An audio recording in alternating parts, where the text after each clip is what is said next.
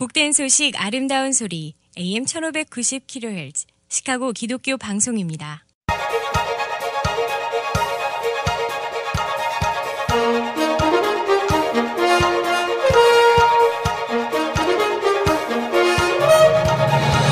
김정일 해설위원의 시사 해설. 세상을 넓게 봅니다. 삶의 지평이 넓어집니다.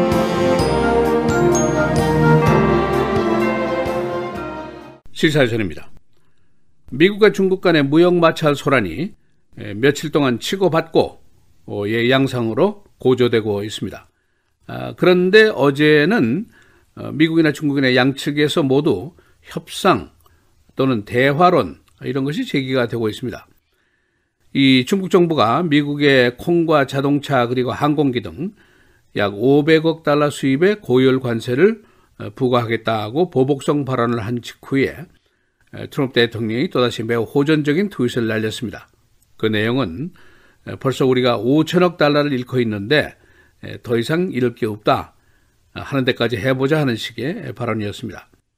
그러나 화이트하우스라든가 강요들의 반응은 조금 다릅니다. 어제 상공부 장관이 협상과 외교로 문제를 해결할 수 있다는 내용의 발언을 방송에 나가서 직접 했고, 또 화이트하우스 측에서도 지금 무역전쟁이 일어난 것이 아니다. 관세 위협은 첫 번째 제안일 뿐이다. 이런 식의 얘기를 했습니다. 3월 22일부터 벌어진 고일 관세 부과, 공격과 공격의 마찰이 계속이 되는데 서로 상대방의 아픈 것을 강타하려고 시도를 하고 있습니다. 동시에 세계 증시가 여러 곳에서 요동을 치고 있고 미국의 농업 부분 또 제조업 부분의 우려와 공포가 고조가 되고 있습니다.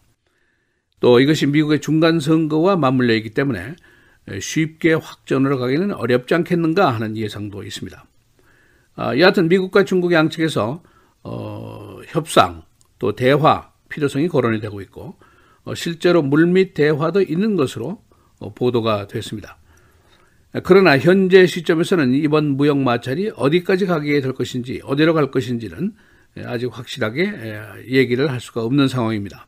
그래서 오늘은 이번 무역 마찰과 함께 벌어지고 있는 미국, 중국 양측의 입장은 무엇인지, 또 무역 전쟁이냐 협상이냐 그 가능성은 어느 정도인지 알아보겠습니다. 트럼프 대통령이 지난 3월 22일에 중국산 수입품 500억 달러 상당의 25%의 고열 관세를 부과한다 하는 조치를 발표했는데, 그가 이 조치가 중국의 보복을 가져올 것이라는 것을 모르지 않았을 것입니다. 그러나 그는 무역 전쟁은 좋은 것이다, 우리가 쉽게 이길 것이다 하는 점을 주장을 하면서 중국의 불공정 거래를 막으려는 시도를 시작했습니다. 이것은 사실은 그가 선거 전 때부터 약속을 해온 것이고, 당시에는 중국이 무역으로 미국을 강간하고 있다, 레이프하고 있다까지 극언을 했던 부분입니다. 이것이 이제 트럼프 대통령이 무역 전쟁을 전면전까지 염두에 두고 한 것인지 또는 유리한 협상을 위해서 사전 위협을 한 것인지 이것은 확실치가 않습니다. 그러나 중국의 반응은 예상했던 대로 연이어 보복 조치를 취하면서 미국의 제일 아픈 것을 공격하는 양상을 보이고 있습니다.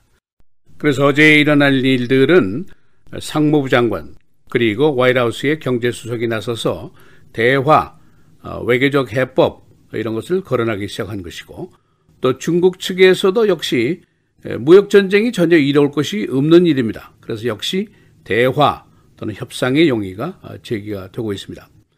지금 양측이 보복하고 있는 500억 달러 상품에 대한 25%의 관세, 이것은 경제적인 규모로 따지면 사실은 별게 아닙니다. 단지 이것이 무역전쟁의 전초전이 될 것인가 아닌가, 이것이 이제 관심사입니다. 미국이 중국에 지금 연간 잃는 돈이 3,750억 달러나 됩니다. 이 상품들이 바로 월마트과 타겟을 가득 채우고 있고, 그것이 우리 안방까지 들어와서 지금 자리를 잡고 있는 것이 현실입니다.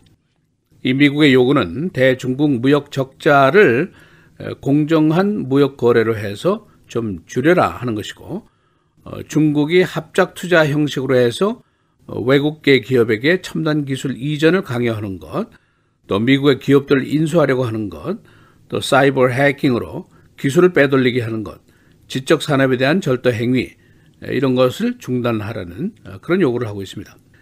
지금까지 보복전을 보면은 3월 22일에 트럼프 대통령이 500억 달러 상당의 중국산 수입품에 대해서 25%의 고열 관세를 부과한다 그랬고, 4월 2일에 중국이 다시 보복을 했습니다.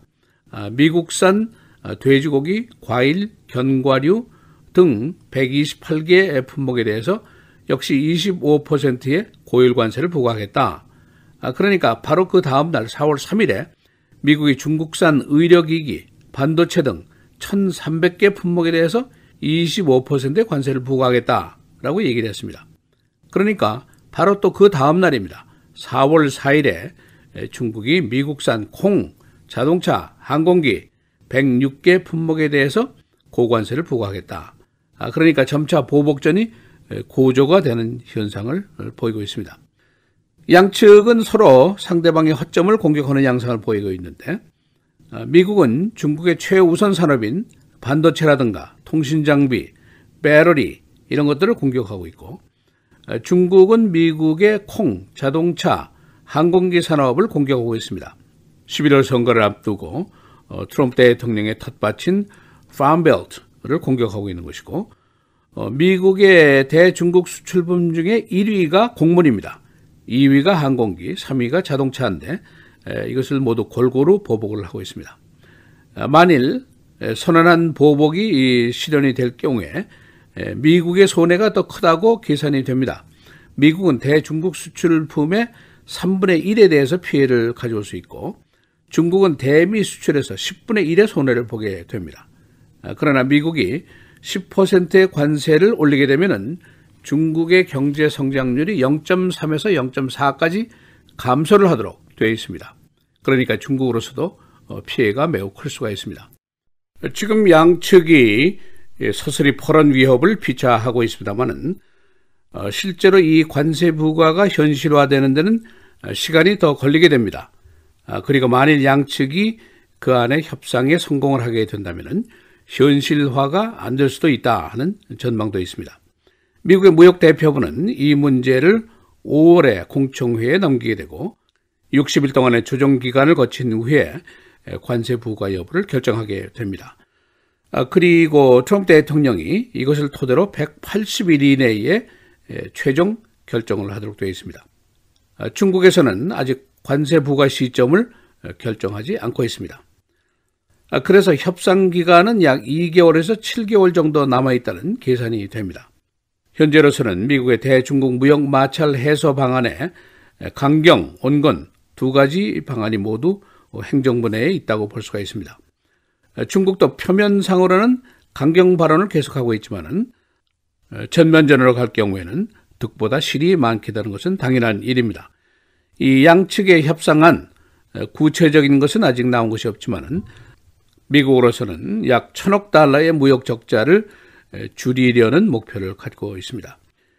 미국의 걱정거리는 월스트리트의 불안감, 또 농가들의 우려, 제조업의 걱정, 그리고 11월 선거 이런 것이 있습니다. 만일 타협이 이루어지지 않을 경우에 중국에서는 중국이 보유하고 있는 1조 달러가 넘는 미국의 국채를 매각하는 그런 수를 쓸 수도 있습니다. 세계 경제 대국 1, 2위의 마찰인데 얽히고 설킨 것이 하도 많기 때문에 쉽게 해결될 기미가 없습니다. 시사해설 김정일입니다.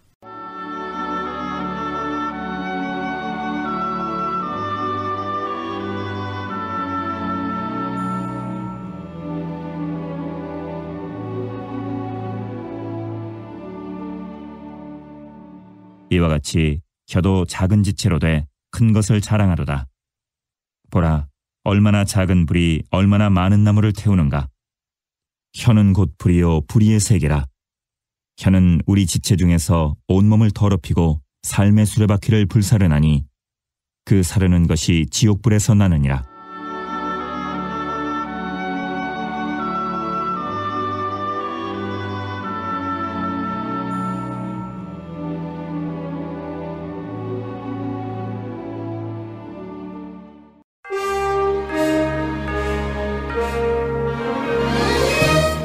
4월 5일 목요일 헤드라인 오늘의 주요 뉴스입니다. 트럼프 행정부가 멕시코 국경으로의 불법 입국을 차단하기 위해 주 방위군을 투입하기로 했습니다. 커스텐 닐슨 국토안보부 장관은 어제 백악관 브리핑을 통해 트럼프 대통령의 명령에 따라 국토안보부와 국방부가 남서부 국경에 있는 주지사들과 협력할 것이라고 밝혔습니다. 국토안보부의 세관 국경보호국은 어제 남쪽 국경을 통해 미국으로 불법 입국하는 사람들이 지난 2월에 비해 지난달에 37% 증가했다고 발표했습니다. 뉴욕 브루클린에서 경찰이 총기를 들고 있는 것으로 인해 흑인 남성을 총격 사망케 하는 사건이 발생했습니다.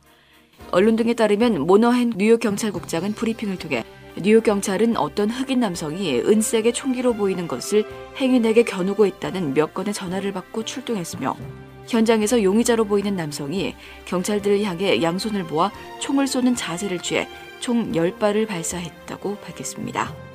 사망한 흑인 남성은 34세의 사이드 바셀인 것으로 알려졌으며 현장에서는 총기가 아닌 깡통이 달린 쇠파이프가 발견됐습니다.